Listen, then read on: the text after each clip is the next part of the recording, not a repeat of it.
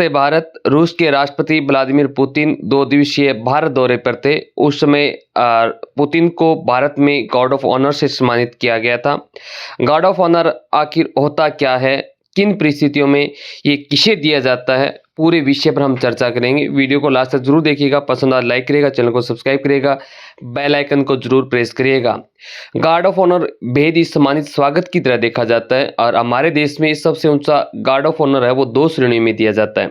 इस श्रेणी में सबसे ऊपर भारत के राष्ट्रपति आते हैं और वहीं दूसरी श्रेणी की अगर बात की जाए तो इस कैटेगरी में किसी और देश के राष्ट्राध्यक्ष आते हैं।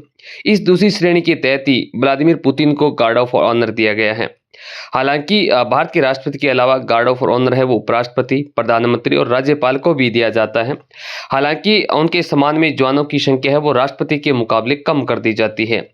President bodyguard regiment Rashtrapati Bhavan में इस पूरी प्रक्रिया की कमान संभालते हैं और यह रेजिमेंट घुड़सवारी में दुनिया की सबसे पुरानी रेजिमेंट है और इसका आरंभ काल है वो 1773 में हुआ था। राष्ट्रपति भवन में तैनात ये सैनिक सिर्फ गार्ड ऑफ ऑनर ही नहीं बल्कि वहां होने वाली सभी औपचारिकता का नेतृत्व करते हैं।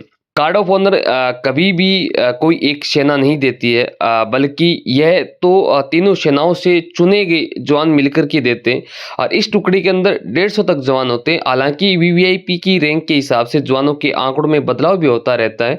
जब किसी राष्ट्राध्यक्ष को गार्ड ऑफ ऑनर दिया जाता है तो उनके पहुंचने पर सबसे पहले उन्हें ऊंचे स्थान पर ले जाया जाता है और इसके तुरंत बाद में राष्ट्रगान की धुन को बैंड के जरिए बजाया जाता है और इसके बाद में मुख्य कमांडर आए हुए अतिथि को टुकड़ी का निरीक्षण करने के लिए आमंत्रण करते हैं और आमंत्रण मिलने के बाद वीवीआईपी जवानों की लाइन के साथ धीरे धीरे चलना शुरू कर देते हैं और उनके चलने के जवान अपने हथियारों को एक खास तरीके से सम्मान की मुद्रा में रख लेते हैं और इस स्थिति को सलामी शस्त्र कहा जाता है। भारत में गार्ड ऑफ ऑनर है वो थल सेना, नौसेना और वायुसेना के जवानों से मिलकर के बनी त्रिसेवा टुकड़ी द्वारा प्रदान किया जाता है, जो देश की एकता और सैन्य समन्वय को दर्शाता है।